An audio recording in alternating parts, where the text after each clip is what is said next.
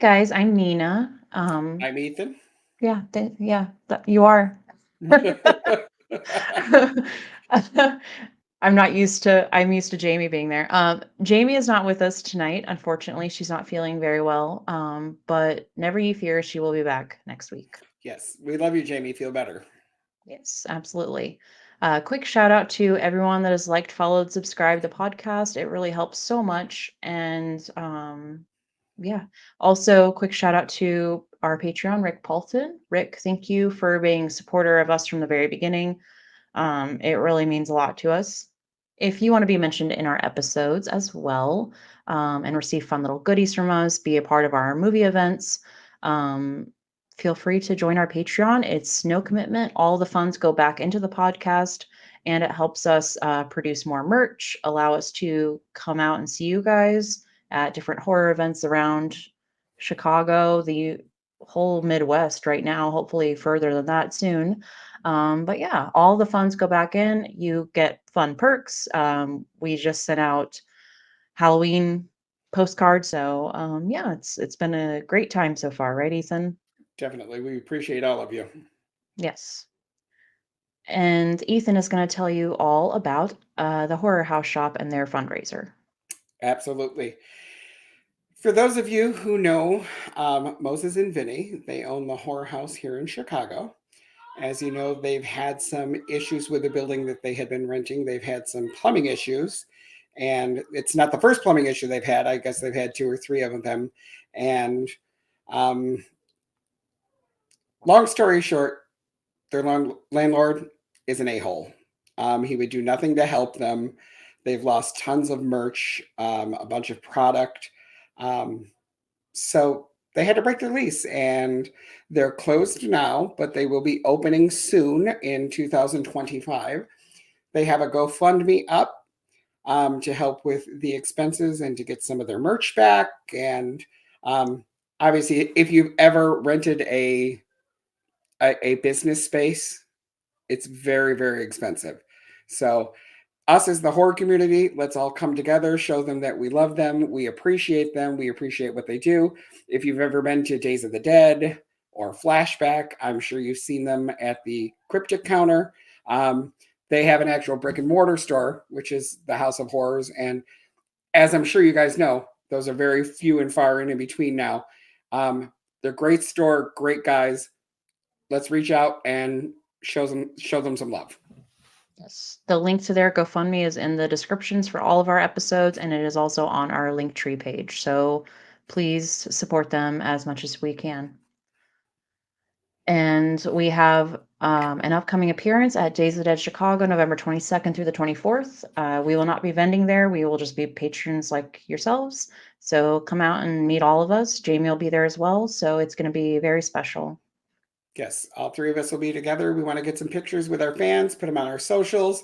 But more than just get pictures and put them on the socials, we want to meet you guys. We want to know what you like, what you don't like.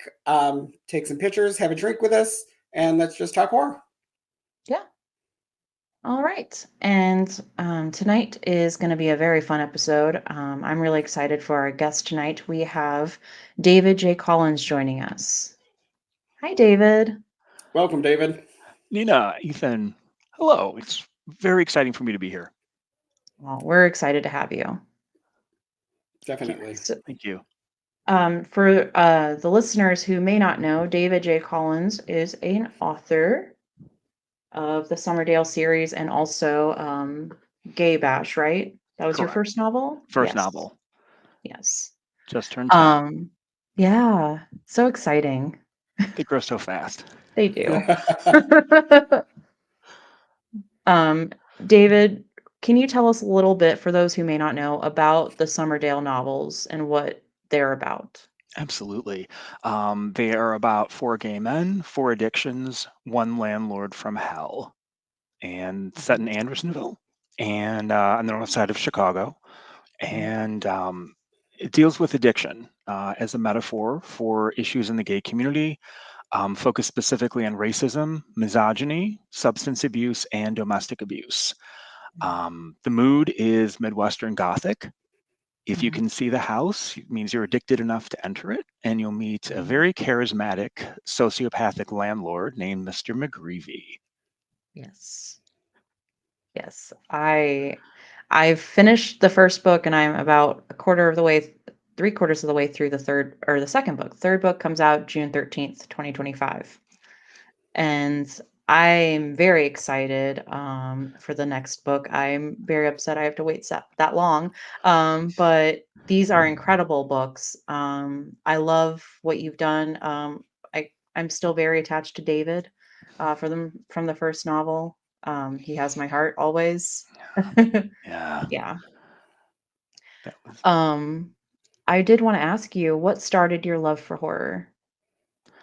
It's been a long time.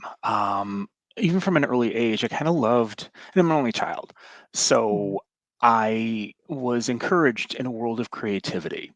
Wasn't gonna, go out for like the team stuff, theater on stage. There were luckily lots of those options, but I was really just more of an introvert. And in that, I started reading and watching movies, and I loved suspense and I loved being scared the same way as I loved, a roller coaster because you could be scared, but it was in a safe environment. You could read a book and you could, oh my God, it's so scary. I can put it right down.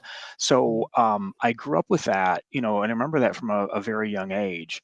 Um, I also understood, even as a child, as you're getting out in the world, and I'm an Xer, so there were like lots of scary things going on with, abductions and murders in the Mhm. 70s and 80s. One thing that horror helped me realize is that regardless of who you are, fear is a universal emotion, it's a universal Definitely. reaction. Yeah. And as a child without older brothers and sisters, that was just important for me to learn, like I'm not alone. If I'm afraid of this thing, someone has probably written about it, and I feel less alone through horror in a way that I really didn't feel quite as less alone in other forms of fiction. Yeah. And books, we had a bunch of books that was always very important in our household growing up. Mhm. And then more recently, when I started Summerdale, horror also gives you lanes of social commentary that don't exist in traditional fiction. My first novel is traditional fiction, and I love it, but I could do so much more with horror. The reader, as I found since Summerdale came out, the first novel in 2018, the reader really wants to be taken on a journey. They want to be kind of jolted. They want to be surprised, and they give you a lot of runway with what that means in creating your world and describing it.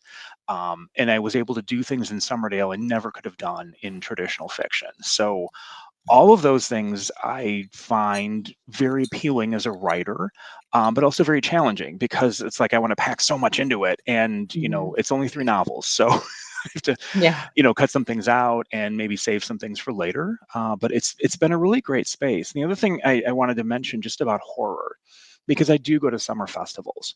Mhm. I love having readings, and eventually I will be going to bigger cons and events. Um, you don't know who the horror reader is. You Mhm. don't know what they look like. You can Yeah. make no Right. assumptions on that, and I think that's really cool. There isn't a look. There isn't a uh, you think when I was in high school in the 80s, there was like, you had the goths and you had the jock, it was very expressive. And now, the horror, I think we're in a bit of a renaissance with horror in all Mhm. different media. And I think that's great to, kind of enter this world and be a little part of it. It's been a very welcoming community. Aw, I love Yeah. that. We Yeah. are a very good community. We're Yes. very welcoming to all. Yeah. So, Yes. and I believe you're right. Horror and fear, it transcends Mm. sexuality, race, political beliefs, religion. It's fear. It doesn't matter if you're Republican, Democrat, gay, straight, black, white. Everybody gets afraid. So, Right. Absolutely. Right. yeah. Yeah. And some of my favorite horror anything is where there is some social commentary thrown in there. Unlike Ethan, I like a little bit of thinking Now in here, my I don't have a problem with I don't have a problem with social commentary. I I know. don't have a problem with thinking. I have a problem with browbeating on anybody's behalf. I know. I know. Left, right, gay, straight, black, white. Don't beat me with what you believe. You Yeah. can lay it out there. Make me Yeah. think. That's what I want you to Yeah. do. That's what you should do. Make me think, because maybe I can go, oh my God, I never looked at it from that perspective. Right. Or I could say something and you could say, wow, I never really looked at it from that perspective. I Right. mean, No. that's what we're What supposed to do. right. What I should have said, and my mistake. Like the symbolism and the surrealism and stuff isn't your Ah, forte. Like the Italian yeah, Argento things, yeah. yeah. That's not Elevated my. horror. Yeah, some of it's okay, but I'd rather see somebody get their head ripped off. So I I mean, know. Yeah, for sure. but it is what it is. All right, so let me ask you this: what's your favorite horror movie, David? My favorite horror movie is The Changeling. Oh, Okay, okay. interesting. So that's convenient that we're doing that tonight. It's so convenient. Yeah, I've loved this movie for a long time, and I just don't think it gets the credit in the canon that it really deserves. It never seems to make the top 10 or even top 25 lists. No dig against those that do, but I think this Right. needs to be elevated a little bit more in the community than it has been. Okay. Absolutely. Yeah, I introduced this to my partner this week. He'd never seen it either. So, yeah, it was fun. Yeah. Yeah. um, Really quick before we jump into the movie, I did have a couple other questions about the book. So all of the characters within Summerdale, they're all struggling with their own addictions in Yeah. one way or another, right? Is the subject of addiction something that you feel very passionate about? I mean, I would assume so since you chose to write about it, but Yes, very much so. This is something Mhm. we're just not talking about enough in the community, but it affects all of us in the community. After Gay Bash, which again was traditional fiction, and I'm indie, so I don't have a contract. I don't have publishing. This is all me, which is a really hard road to go, but also very rewarding because I Mhm. have complete freedom and I wasn't locked into a contract that told me what my next book was going to be. So I took the time, the space I needed, and I started centering stories with these characters who had various addictions. But the narrative was coming across a little judgy. And that's not really what I wanted to do because that solves Mhm. nothing. Mhm. So as I was writing it and receiving spirit and dialogue, I realized that this character who became the landlord, the evil landlord, became kind of front and center, kind of the leader of these others. And um, I realized that by centering the addiction, the horror on this character, on him, the judgment, the confrontation, the narrative simply went away. So Mhm. that was another gift of horror. That was another gift that horror gave to me by going in this particular direction. And then looking at it as a trilogy, each chapter is focused on one character, somewhat related to each other, living in this house, perhaps together, Mhm. perhaps not. Mhm. And I thought, what a safe place for someone who's hiding something from you Mhm. out of shame, because we're not talking about this because it's not accepted, but it's something else that is universal, something else that's a bit hidden the way this house is hidden, yet it's in plain sight for those who Mhm. can see it. Um, some of the characters are really awful people. Yeah. But we also know people exactly like them. I wrote Yeah. the characters to be maybe not relatable in the way as knowable, and that you've met guys just like this. Mhm. Um, the house itself isn't a classic haunted house. It's Mhm. deceptively attractive. The way you could return or relapse and feel safe within that house with Mr. McGreevy, with a character who is supernatural, but his real power is his flawless hospitality. He is Mhm. always there for the characters. There's always coffee. He's always cooking for them. There's Yes. always time. And the outside world for these characters is actually kind of cruel. There are some terrible people, especially the bosses, Yeah. around these tenants. So the place they feel safest, most welcomed, is the house where the landlord is actually enabling them and Mhm.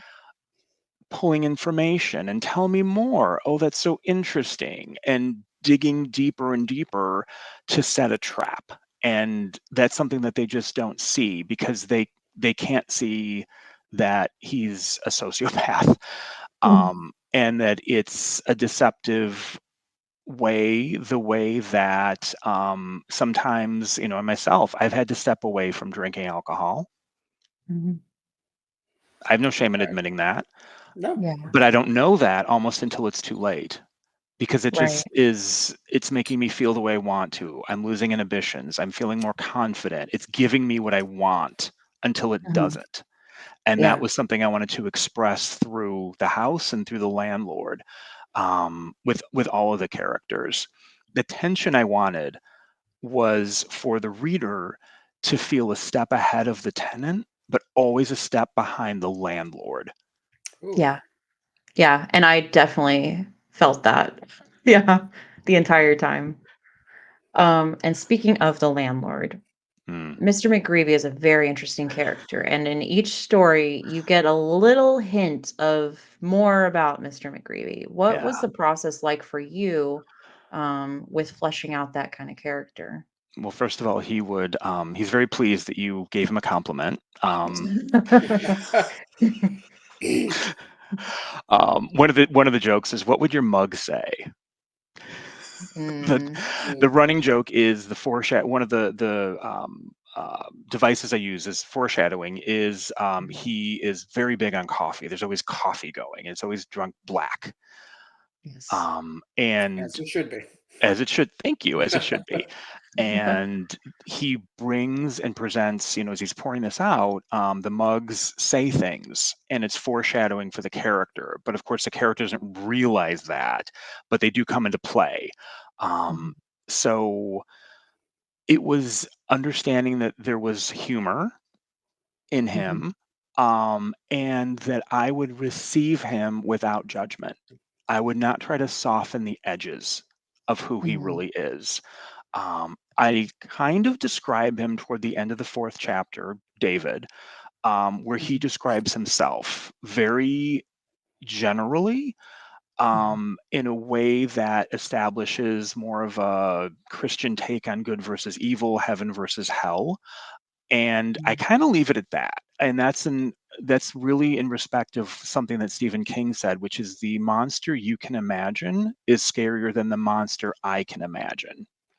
So I'm mhm, giving you what he Definitely. looks like. He's a kindly, older, unassuming gentleman, always, wearing flannels and kind of, work boots, and he's out in the yard and he's fixing something, and this house is so old, and but he's just a kindly gentleman. I imagine him in my, dreams of this being turned into a series. I see him as played by someone like or by Richard Jenkins, who I think is a fabulous character actor. yeah, Probably best known as the father in 6 Feet Under. And he mhm, just has the look, the manner of someone you just want to talk to. mhm, And that's something that I thought would add to his appeal, is that he's not scary looking. The house does not look haunted with broken windows and torn curtains. It's a beautiful Foursquare that would fit in very well in Andersonville. mhm, Um, and it's a place where the tenants are proud to live. He's proud of the house. He yeah, keeps talking about his roses, and he yeah, decorates for Christmas. And so there's these weird things he does. If you take him as being a disciple of the great deceiver, if the tenant will open up to him by putting up a Christmas tree with an angel on mhm, top, he will do that. because it's Mhm. making the tenant feel more at home, even though it's quite contrary to who he is. That's how Right. far he'll go to gain their trust and use Yeah. it against them. Yeah. Yeah. He's a very interesting character, and I can't wait for Ethan to read the book because he's gonna love I'm very it. excited. Yeah. All right. Let's hop into the Changeling. Very excited about this. So I have to ask you guys each, when was the first time you all saw this movie? Because Ethan was telling me a little bit before we started recording. So I want to get each of your guys's um on that. Yeah. Go So ahead, David. David. For me, it would be kind of the peak suburban cable era of the late 80s. This was a time when you had, Showtime, HBO, and there were like four movies on. You had Close Encounters. I think you had Mommy Dearest. Oh yeah. And The Changeling was one that was on occasionally, and I happened to catch it. And I was really drawn in. I knew the main actor, George C. Scott, from Patton, and from A Christmas Carol. Mhm. One of the many, many versions of that movie that had been made. And I was intrigued by who was in it. And, I was kind of taken by the simplicity of the story, and that it seemed pretty solid and touched on greed and politics, which I didn't really pick up on when I was in high school, but under like a more recent viewing of it, that really came across strongly was the greed of the basis of the story, the love of money that was the Mhm. basis of everything that happened, um, and that it was actually under those circumstances a rather plausible story. It didn't require a stretch of the imagination. It didn't cross, it is a supernatural story, but it didn't require a huge, leap of um, suspension of disbelief. Mhm. I thought it was plausible. Like this could actually happen so long as you believe in ghosts. And I Mhm. think it has one of the better seance scenes that I've seen on film. Oh yeah, for sure. Okay. Okay. Ethan, what about you? Well, the first time I seen it, I was very, very young. Um, Probably 7, 8. Mhm.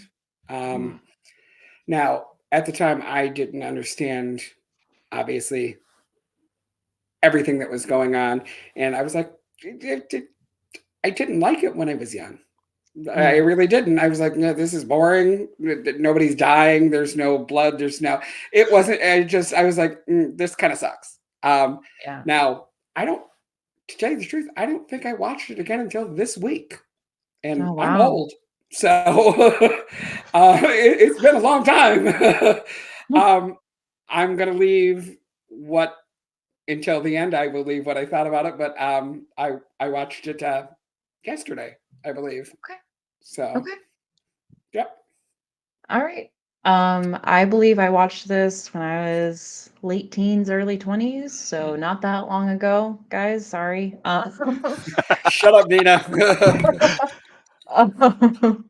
But no, I my favorite sub one of my favorite subgenres of horror is the haunted house. So Mm. this is right up my alley, 110%. I think that, there's some moments that are a little slow, but like visually, like the storyline, everything, the music, it's breathtakingly beautiful and it's so underrated like you were saying, David. Like it's so underrated as just a horror film. Like yeah, it's great. So, we'll talk more about that later, but Yeah. let's get into plot points. So, we start out, it's upstate New York, November 27th. What we presume is, Thanksgiving, right? John, our main character, played by George C. Scott, he's traveling with his family and they're having some car issues. He walks over to call on a nearby payphone, which is crazy to see on the side of the road, like just like that out in the middle of nowhere, but whatever. Um, and we have this very interesting scene where a car is almost about to collide with a truck, and the truck swerves and ends up hitting John's car, which ultimately kills John's wife and child.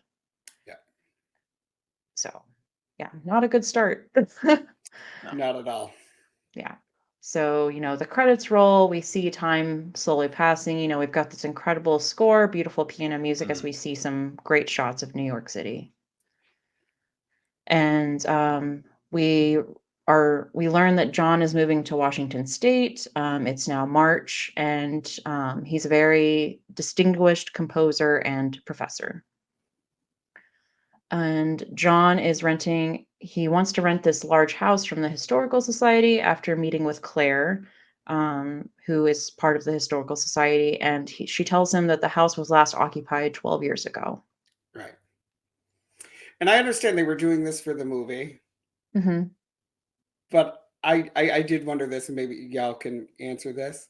And I know it was for the movie. I'm like, you are one person. Why the hell do you need a house that freaking big? Who's Yeah. going to clean it? No, you don't need a house that big. Well, he had a cleaner.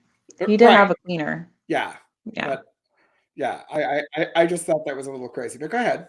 I'm sorry. I was just surprised that a historical society would rent out one of their houses to anybody. I'm like, even with a wife and a kid, why the hell do you need a house that big? I mean, Yeah. you'd have like 40 kids. Okay, have a house that big. But okay, I digress. Go ahead. It's available. Right? Anyways. So we meet the maintenance man, Mr. Tuttle, and John ends up moving in. So John is playing some music at the piano. We kind of get the hint that this might have been the first time he's really played with the piano in a while since his family passed away. And then one of the keys isn't making any sound, so he's just like, maybe it's broken. It's an old house. They said the piano's been kind of left to its own devices for a while. And Mr. Tuttle says there's a man to deliver a water tank. So they go outside, and then the key starts to play just fine. Yep. Nothing wrong.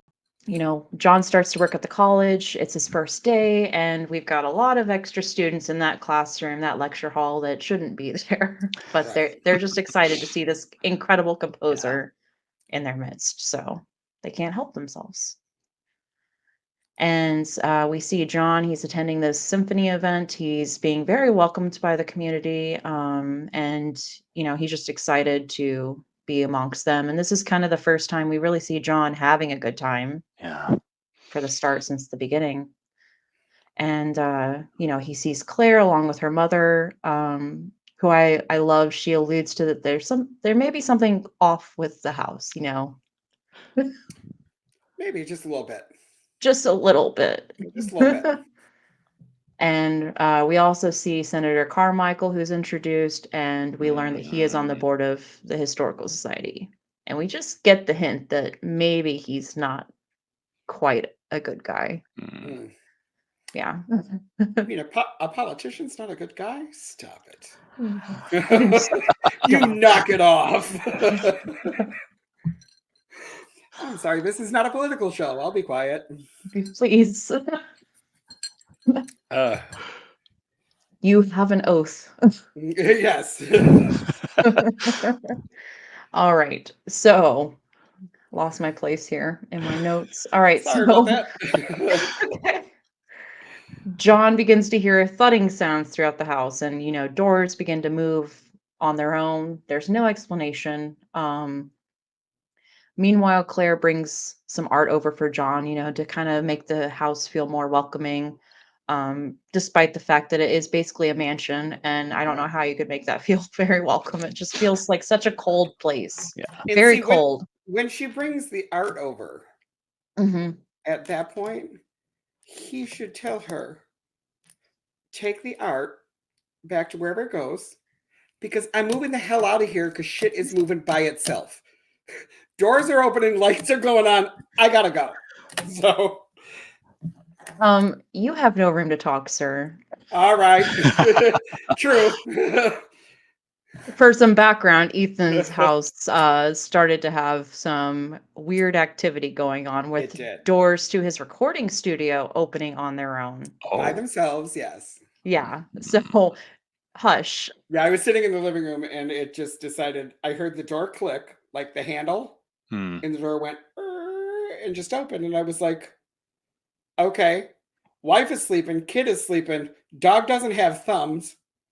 I'm not real sure how this happened. So So we just don't talk about it. Just don't yeah, talk about it.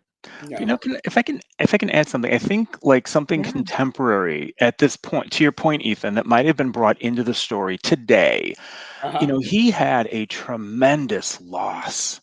Hmm. He's in yeah, a new city in a gigantic old Victorian mansion. right, Hmm. I wonder if today it would be like, am I hearing things? Am I imagining things? It right, really, he's just so stoic Hmm. throughout the whole movie. And there's certainly points where I agree with you that the plot points Nina's going to say, like, I would have been out of there. yeah, But again, it's late 70s, early 80s, and it just wasn't something that was discussed, was, trauma hmm, Hmm. and processing trauma. right, So I do get your point. It's a huge home, and I think one of Tuttle's it's just like it has habits. Hmm. And old houses, if you've been in them, certainly do. So I oh, just thought Yeah. that was something else, now that we're talking about it, that I thought of. Yeah. Definitely. That's a great point. And something that a lot of people may not think of in terms of watching it today, that, it was very uncommon for men to talk about their feelings, Mm, let alone trauma, like yeah. forget about it. So yeah, that is a big aspect of this movie, that men, or, we'll just say people in general, they just don't talk about what's going on behind closed doors. All right. which PS, by the way, I think is really freaking stupid. It But is go ahead. stupid, but Yeah, we're working on it. We're yeah, we're growing. working on it. Yes, Yes. All right. So, Claire brings some art over and she finds a ball that used to belong to John's daughter, Kathy, Mm, in a desk. And I just bring that up because it will mm, come into play later, as we all yeah, know. And, John has Mr. Tuttle examine the pipes in the house, and Mr. Tuttle just kind of is brushing him off. He's, like we all discussed earlier, the house has habits. It's an old house. It's probably just an airlock in the furnace. It's nothing to right. be concerned about. However, John becomes very concerned because he starts to hear moaning and water is trickling in the kitchen for no Hmm. reason. And when he turns the water off in the kitchen, he starts to hear laughter. He's the only one in the house. There should be no laughter. There should be no moaning. Nope. None. And, as John moves through the house, he sees water running from other faucets. mm. Hmm. And we get a glimpse of a child underwater in the tub of an upstairs bathroom, right? And that's it. Right. We don't really see much.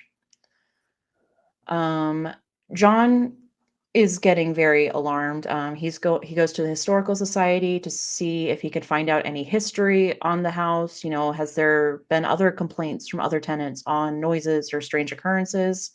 And Claire basically sits him down and she's like, I think you have been through a very traumatic event and I think you might just be hallucinating. But the secretary at the historical society, I didn't catch her name, but she Many. says, thank you.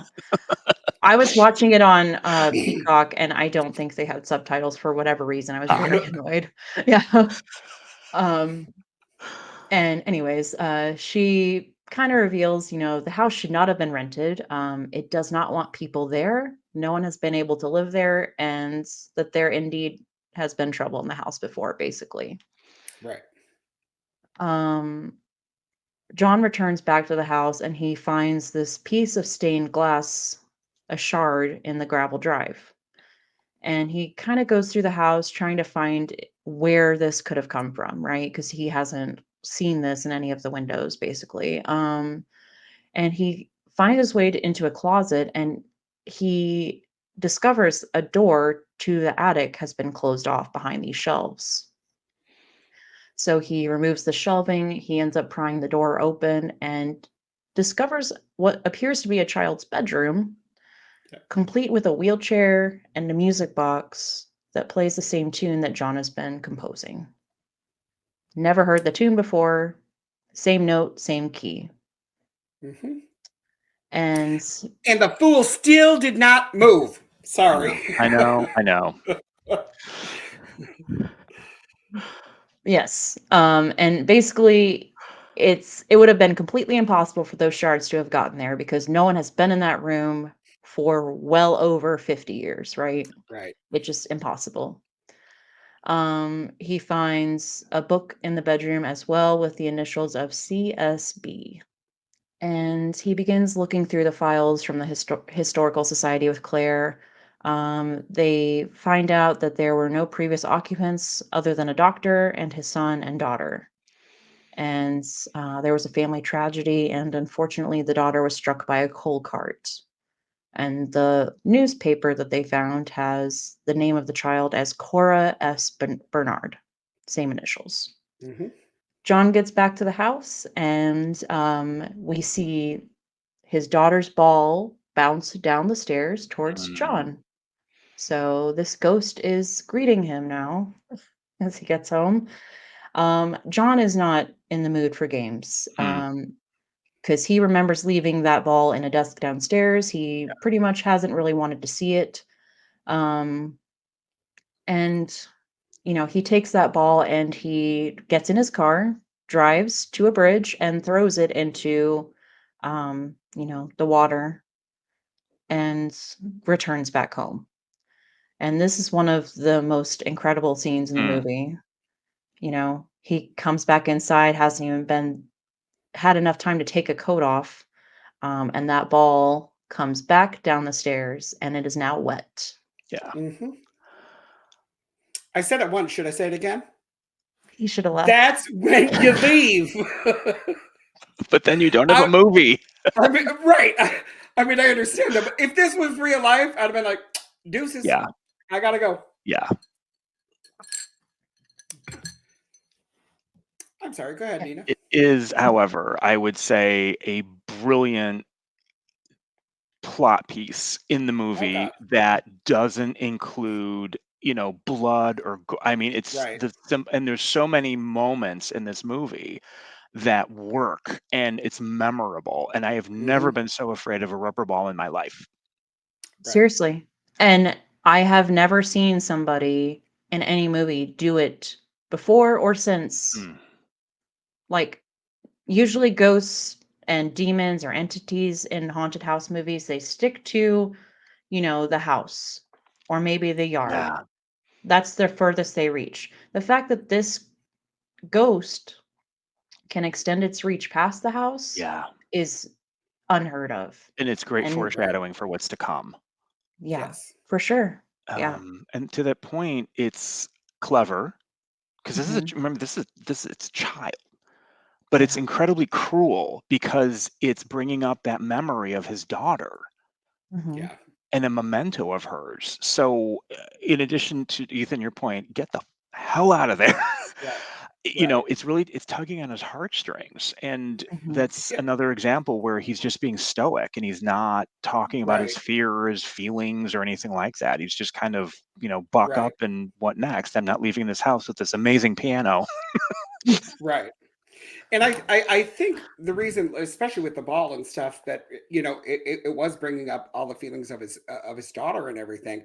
And I don't know if you're a parent. I'm a parent now. Mm, My child is the most important thing in my life. I mean, I love him more than anything on the face of the earth. mm,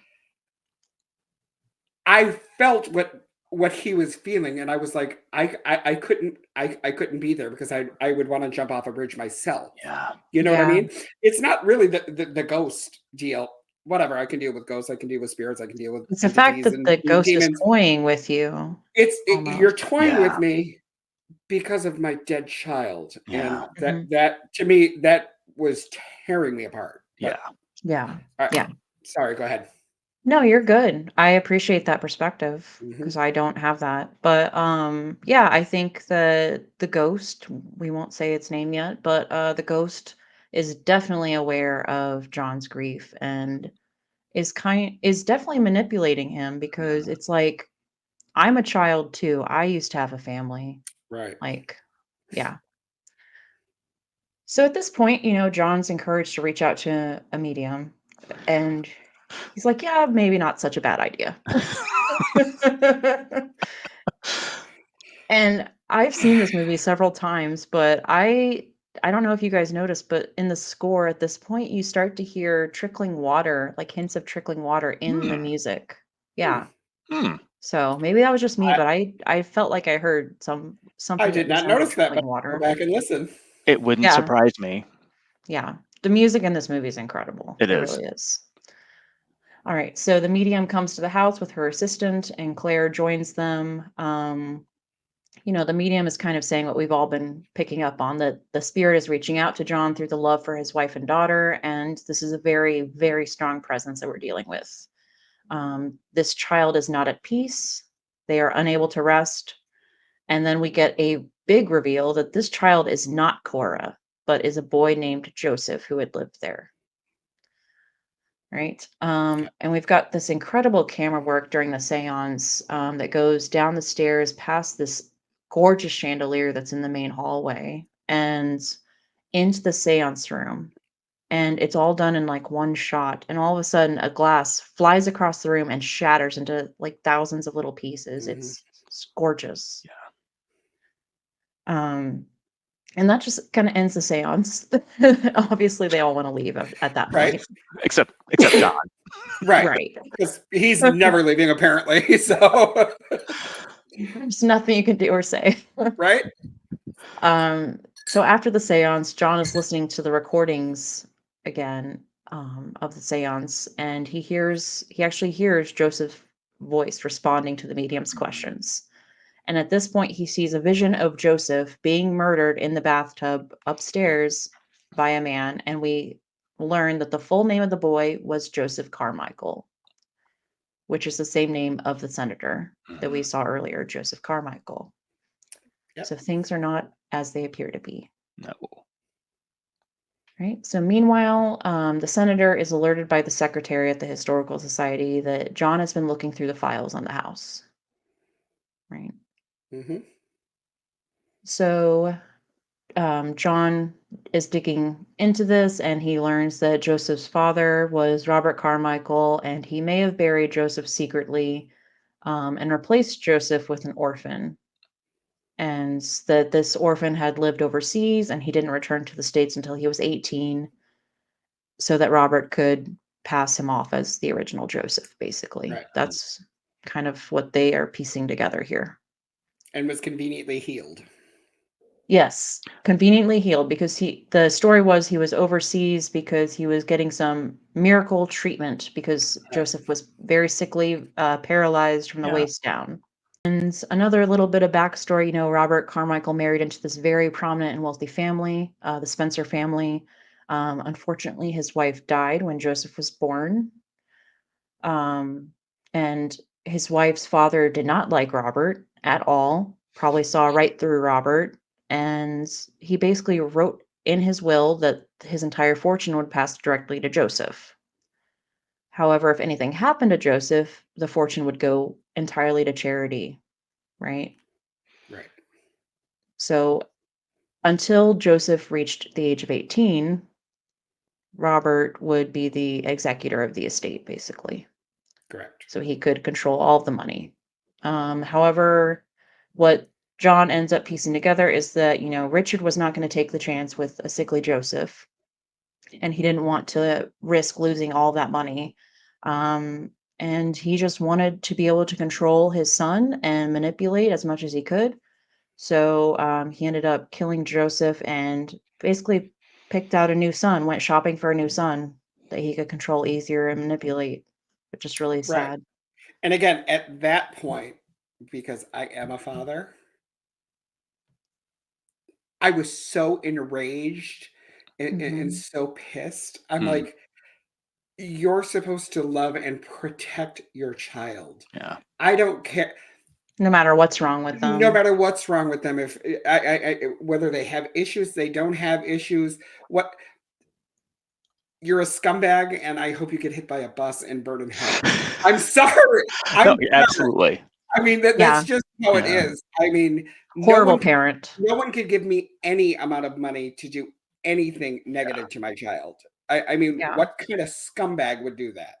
Yeah. And that's basically what the audience is trying to figure out, Right, because up until right. this point, we're like, how could anybody have done that? And at Yeah. this point, we're like, that's not, there is no good reason for doing any of that. Never, But never. I mean, now my yeah. kid's almost 16. I was upset when I had to spank him when he was younger. Hmm. I mean, if I have to yell at him and ground him now, I mean, I do it because that's my job. I'm his father. You know, I'm supposed to do that. But I go in the other room and I'm like, oh God, I feel like such an asshole. I feel so bad. But Yeah. I hope he doesn't listen to this because he'll use it to his advantage. But it is what it is. I'm like, how do you treat your kids like this? I'm sorry. Go ahead. No, it's okay. Yeah, Like I said, this it's had a nice lot. to have that perspective. I had a lot of rage at that Hmm. point while watching the movie, and I was like, this is make believe. I should not want to kill this make believe person. But Yeah. anytime anybody in any movie hurts their own child or Mm. any child, but especially their own child, Yeah. I'm Yeah. like, you're such a scumbag, Yeah. and I hope the flames of hell are hotter for you than anybody else. So No. I think that is definitely something that John has to be feeling at this point, Yeah. because sure, he lost his own child Yeah. by an yeah, accident, and like Richard intentionally, or not right, Richard, Robert Robert. Yeah. yeah, intentionally hurt him. So, yeah. yeah. And, as the investigation continues, John and Claire learn that there used to be like this old well on the property nearby where the house was, and they believe that Robert might have buried Joseph there. So they go to visit the occupant of this house, Mrs. Gray, and Mrs. Gray reveals that she was kind of going to brush them off, but she learned that her daughter had a nightmare on the same night of what was the seance. Right. And her daughter had a nightmare about this boy that was trapped underwater, right? Yeah. Yes. And she says that she really doesn't want him to dig up the house. She wants to think about it. She doesn't have long to think about No. it. Nope. Her daughter has another nightmare that night. Joseph is reaching out again, and she goes into her room because she's been sleeping with her mom ever since this nightmare, and she literally sees Joseph in the floor, like filled with water, basically. Yeah. Um, so Mrs. Gray's like, "Yep, you do whatever you need to do, but we need to get life back to normal, and we can't do that till you do this." So, Yeah. yeah. Exactly. So she knows that she's in a horror movie. She understands. Mm. You're right. She knows what's happening. She gets it. Yes. Yeah. So, John is digging. They cut into the floor. They do in fact find the well, and not long after they find skeletal remains of a young boy. Yes. So the police are called. John is not giving them the full facts because if he did, they'd lock him up, right? And not As only it that, should but be. yeah, but he doesn't want to make any accusations at this point because Right. he hasn't talked to the senator. Right. Yeah. And this is a very prominent family that we're dealing with, so we Yeah. don't know the full scope of things just yet. So John is keeping some details private. He ends up returning to the site after the police leave, and he finds a necklace with Joseph's full name on it that Joseph helps pull out for him. Hmm. Mm. So again, we get that sense of the scope of Joseph's reach, right? John, I don't get this. I get really upset at this point because I'm like, John goes to confront the senator. And I'm like, Mm. why would you confront him here in a public? I mean, I get in a public place, but like I would Right. not have done it here. But he goes to confront him on the airfield as he's about to board a plane. Right. And I get that it was the 80s, but I'm like, you couldn't just drive up and run out to a No. senator that close without getting shot. So I'm like, No Not today. way. that's not how that works. Yeah. Yeah. No way. Not in the 80s. No way. And he's basically accusing him of, keeping all this a secret. He shows the necklace, and the senator immediately knows what that necklace is. He Yeah. recognizes it, right? Hmm. And John is removed from the airfield, but we cut back to the senator on the plane. And he kind of like everyone's like, "Did you know him?" And he's like, "No, have no idea," which is not true. Mm. Mm. And Oh my we God, see a that the politician's senator, lying? Stop it. it. Unbelievable. Knock it off. Politicians don't lie. Go ahead. You also have to remember this was not long. This movie came out not long after the whole thing with Nixon, so it Mm, was still very fresh in people's yeah. minds. Well, Not that Nixon did something as bad as this, but like, lying to the right. people, all that. Anyways, we won't get into politics. Well, there's that whole thing. So yeah, the senator has an identical necklace, and he basically calls somebody in his staff, and he says that the chief of police needs to pay a visit to John. Oh my God. So this politician has the police in his pocket? So unlike the world today. Go ahead. What? You stop. Ah, FCC is going to turn us off. FCC has no control over what we do. They're going to be like, you did no, take him off air. So, Take him off. right. Go All ahead. right. Thank you. So the chief does in fact pay a visit to John, and he's essentially threatening him. Yeah. Mm, He's like, "You are blackmailing the senator. That is not acceptable. You need to return that necklace to him immediately." And it's like, okay, so if you think that he's threatening him and blackmailing him, why would you encourage him to go see the senator again Right. to return the necklace? Like, I don't know. I But take he, that little point of like, is he afraid of getting busted? Like, if he has a Mhm. necklace, what else does he have? Like, he doesn't want to Right. challenge him too much, so maybe that's why Yeah, he's trying to play it a little closer. Right. And it's just like, the DeWitt is going there to kind of shake him up a bit, but not yeah, arrest him, not do Right. anything yeah, yet, and right, make him feel like, okay, this is your last chance before the senator gets really, yeah, goes all out and tries to get you. yeah, That's for kinda how I sure. took that as being. And Hmm. then, to your next points, it really is a bit of a shift in the story, which starts Mhm. accelerating at this point. Oh yeah. Yeah. If things weren't Definitely. accelerating enough, yeah. Yeah. Um, and the chief definitely rattles John because I don't think John had any idea or foresight to know how far the senator's reach extended. Right. So, yeah, the chief definitely rattles him, and the chief is like, "I will be back with a warrant to search this place within the hour." So, which is really funny because Claire comes shortly after and sees him, Right. and she's like, "So I've been fired, Yeah. And you and have to move. your lease has been canceled, and you have to leave immediately. So you have to be out now." This is a really bad day. Right. Horrible timing. Maybe we should think before we act, John, and don't go to an airfield and threaten a politician. I don't know. Well, there's that. There is that. But yeah. So she's going to go and find out how she can fix this, basically. And John has a vision of DeWitt, the chief, dying in a car crash Mm. from Joseph. And we get the sense that Joseph might have caused this incident. Yeah, maybe a little bit. A little bit, because A little Claire bit. calls shortly after and is like, "Hey, so I was on the road behind him and he dead. Yeah. He graveyard dead. Yeah. He won't be coming back with the warrant." No, he woke up dead. John is talking to Joseph, and Joseph is basically throwing a temper tantrum in the house Mm. and slamming all these doors and thudding. And John's like, "What more do you want from me? I have done everything I Yeah. could think of to do. I don't know what else to do." And, you know, Joseph just, he wants justice, or what he would, call justice at this point. Yeah. Yeah.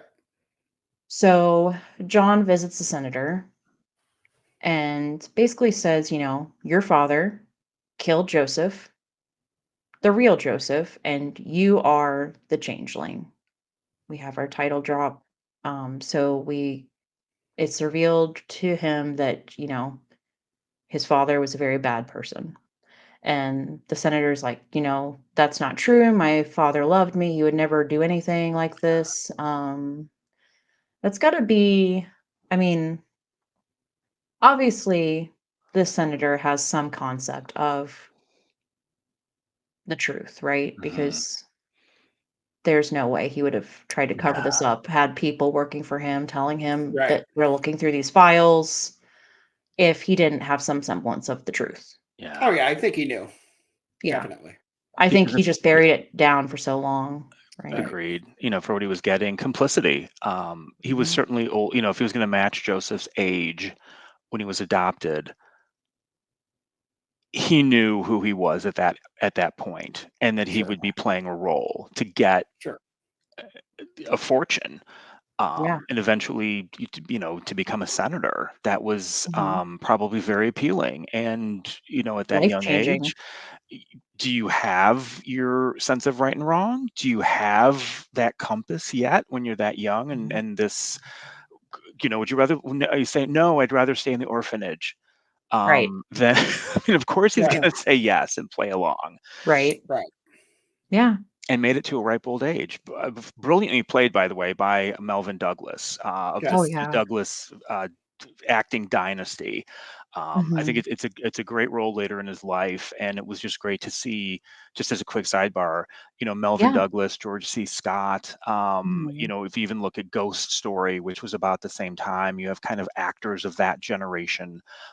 So this was a bit of the last hurrah Mhm. of kind of the golden age of Hollywood, being on Yeah. screen in significant roles that leveled up to their ability. Yeah. Which it was also unheard of any actor of this prominent standing being in what you would call a horror movie. Yeah, It was not done. it wasn't So it's done. That's a yeah. Right. great point. It didn't have the level of respect Mhm. in filmmaking that it does today. So, Right. but how lucky are we that we have these performances? Right. Absolutely. Yeah. And, great acting. The senator, he's like, "You're a liar." John gives him the necklace, the tape of the seance, and all Mm, the files that he found, and he's like, do with these what you will. I have done all I can do," yeah. basically, which I think takes so much restraint Mhm. on the part of John to be like, "You like, your father killed his son, and, it's up to you to Hmm. do the right thing at this point," you know? Right. And he's a Um, politician, so he'll definitely do the right thing. Mm. I really need to shut the hell up during this episode. Sorry. so glad this is coming out after the election. Yeah. Go ahead. Anyways, so Claire is getting worried. She has not heard from John, and she goes to the house because she's very worried, right? And she thinks she's hearing John's voice throughout the house, and she slowly goes upstairs. And I love the moment where she opens the attic door and she's like, "I don't want to go up there," and she still Mm. goes up there. I'm like, "No, you couldn't Yeah. pay me enough to go I up know. there." Yeah. Mm-mm. No, not by myself. Yeah. No. Yeah. But she goes up there and oh my God, Oh this my God. incredible scene. The wheelchair turns and chases Mm. Claire through the house. Yeah. It's beautiful 70s, 80s like Yeah. cinematography here, right? Like, oh my gosh. And I have a question. Okay. When she fell down all those damn stairs, how did she not get hurt? Yeah. Because look, She my took a fat ass fell tumble. down 3 stairs and I couldn't move for 2 days. Yeah. So I Well, mean, but I'm she's a like, seriously, trooper. how did you fall down all those stairs? And you were like, oh, okay, Yeah. She was probably younger than you. I'm sure. She was younger and kind of in the same age range as his wife, actually, Right. Mhm. generally, Yeah, for sure. And adrenaline. and adrenaline. Yeah. Yeah, for That's true. sure. That is true. For sure. Yeah. And John gets there just in the nick of time. Mm, The wheelchair is down at the bottom of the stairs, but John yeah. gets there and he pulls her out basically. And he's Yeah. just like, "Stay here. I will deal with this." Because it seems like John's the only one who can really communicate effectively with Joseph. Yeah. Right. Yeah. So he goes back in, and Joseph is over it with John. Mm. That's the best way I can put it. So John Yeah. is like going up the stairs, and he just gets, this wind is blowing and Yeah. papers are flying, and he falls over the railing and is knocked out for a while. And we have this moment where we're flashing back and forth between the house. We see the senator. He's just staring at the portrait of his father, with the necklace there hanging over the portrait.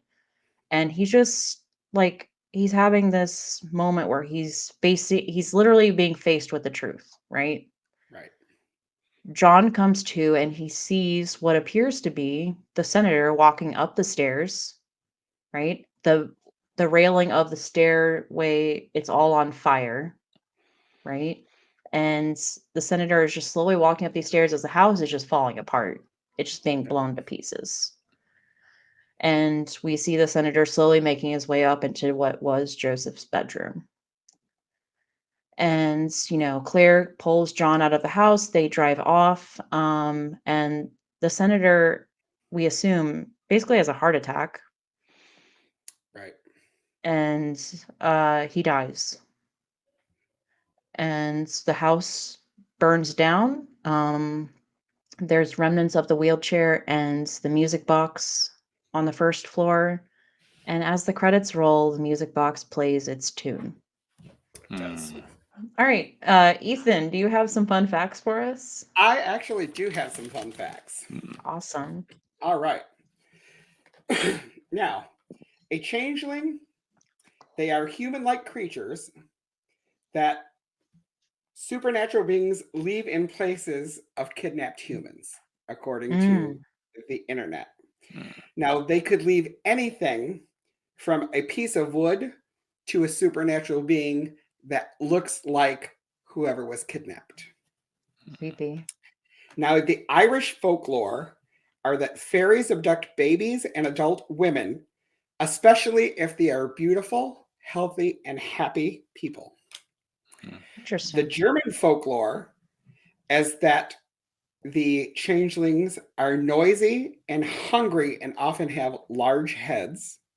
Ah, And the Scandinavian folklore is that trolls may steal babies and exchange them if they are unchristened children, and they Mm. can trade them for other troll babies. interesting. Now is the stuff from the movie. I just thought that those were some interesting facts that maybe Very. y'all might want to know. Okay. That's interesting. I didn't know that. Now, the house in the movie is not an actual house. Mhm. It's a set production. It cost $200,000 to make it, and they kind of believe like it. wrapped it.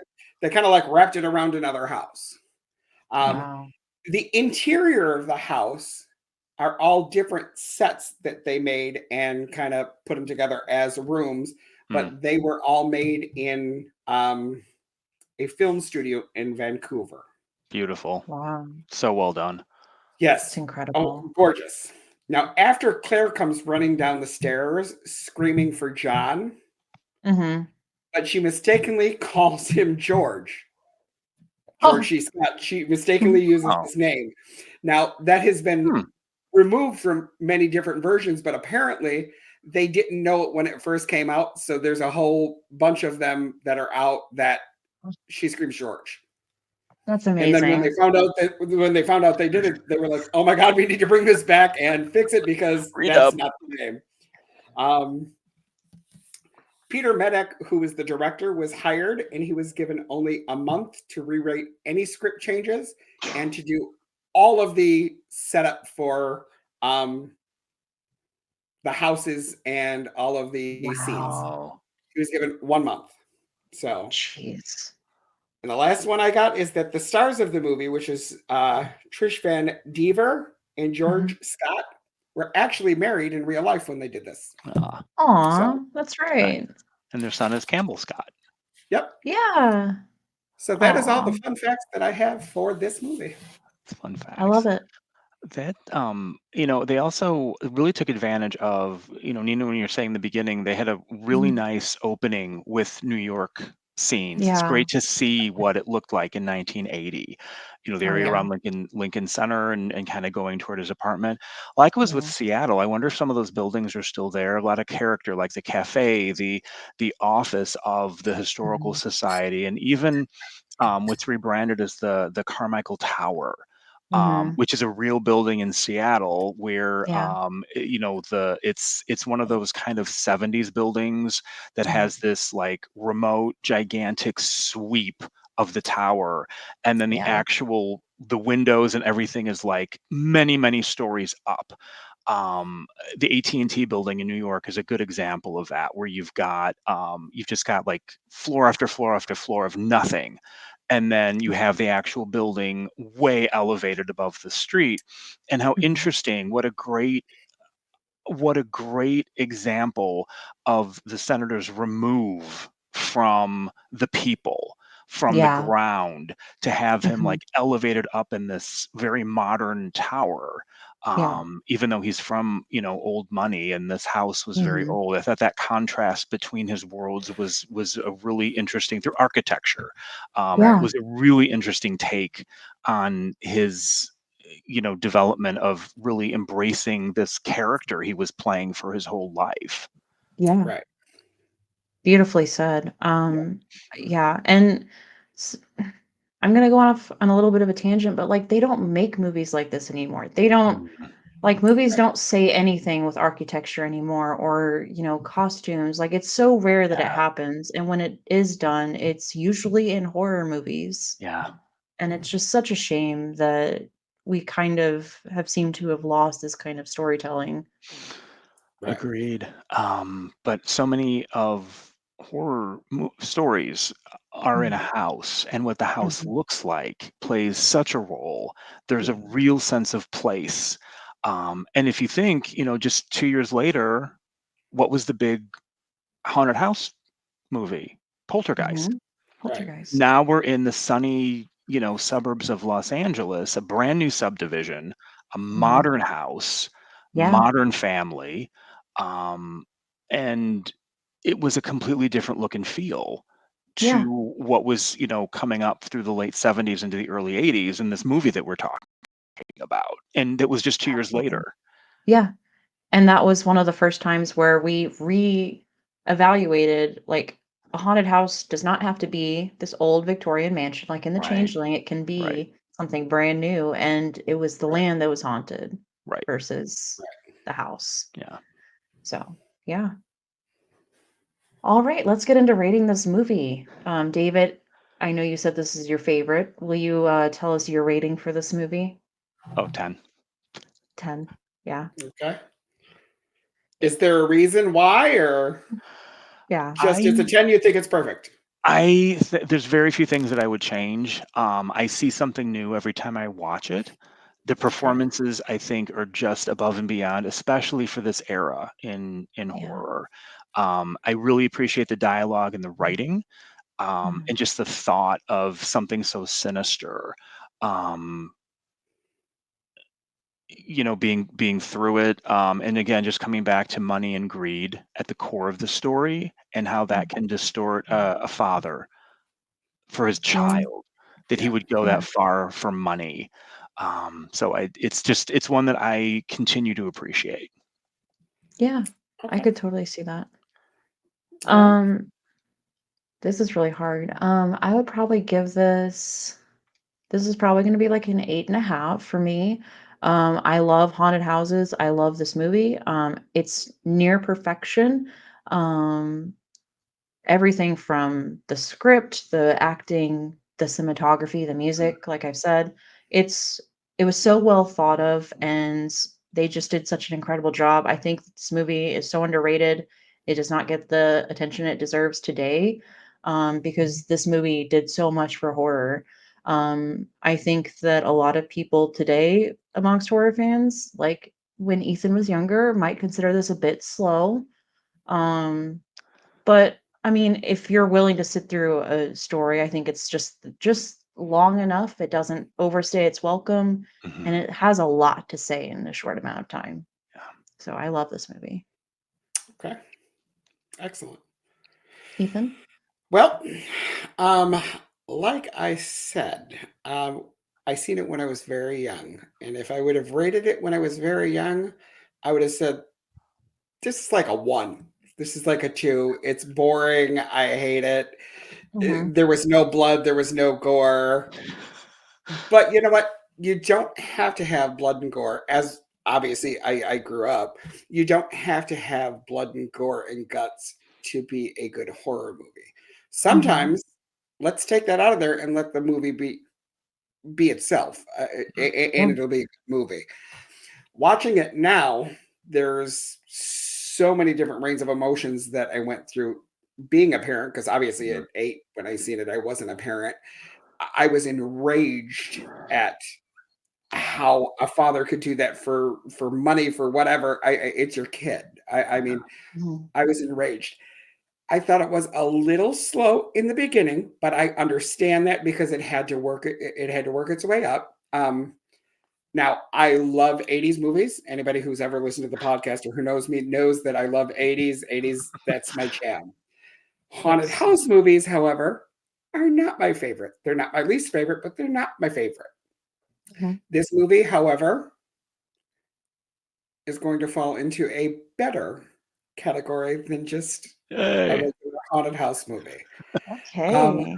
when I rate something, I do 1 through 3, which means it sucks. You shouldn't see it. 4 through 6 means it's good. See it once. 7 through 10, I would say this is a really good movie. You should watch it. I'll watch it again with you if you want to. I would give this an 8. It Nice. wasn't a perfect movie Mhm. by any means. It was not perfect, but I really did like it. It was, like I said, it was slow at times, but Mhm.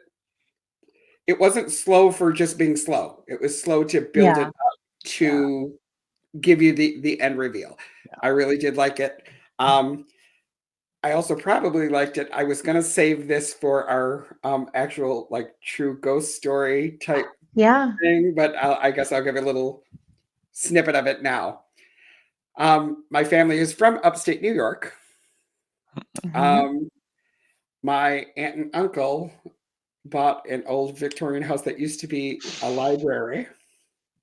Mm. When my grandfather went and they were redoing the house, he ripped how their house was. When you walked in, you could go upstairs and then, or you could go over here, and then there was like another house behind it, but I mean it was connected to it, but it was like an in-laws apartment, if that makes Okay. sense. Mhm. So they had a door you could walk through. So they were redoing the in-laws apartment, and my grandfather was ripping up the floor, and they found a well. No. Yep. And Ooh. my grandfather like took a 15-foot pole and dropped it in there. Nothing. Looked down there. So it was an endless well.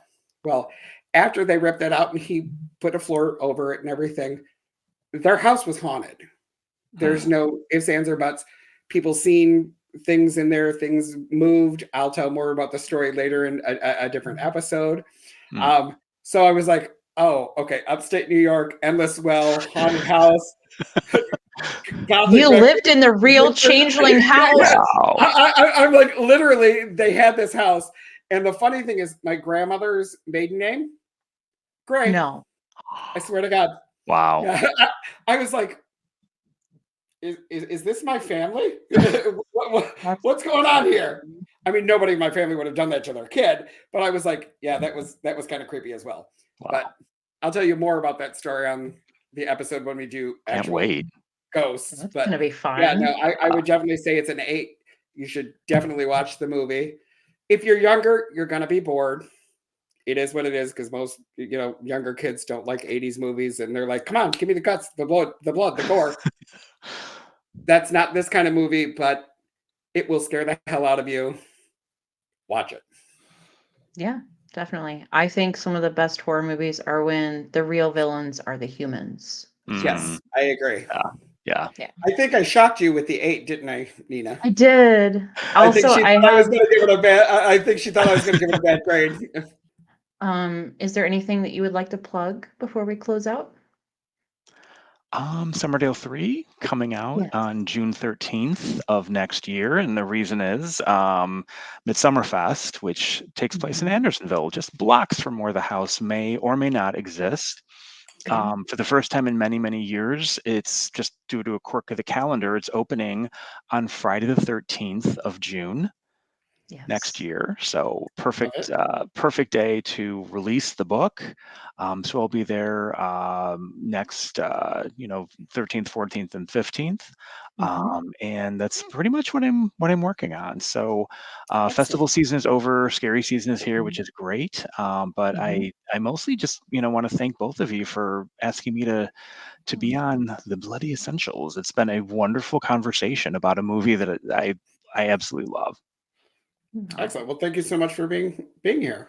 Thank you. yes, and And we next can't wait year to have on you back on. yes, I would and love next year that. on the 13th, 14th, or 15th, we will pick a day, and you will see us in Andersonville because we will come and see you. Love it. Love it. So Yes, because I have a new book to buy that day. And I will have one for you. Awesome. All right. Well, just remember, listeners, if you ever find yourself in a horror movie, don't have sex, don't do drugs. and certainly don't die. We'll see you next time. Bye.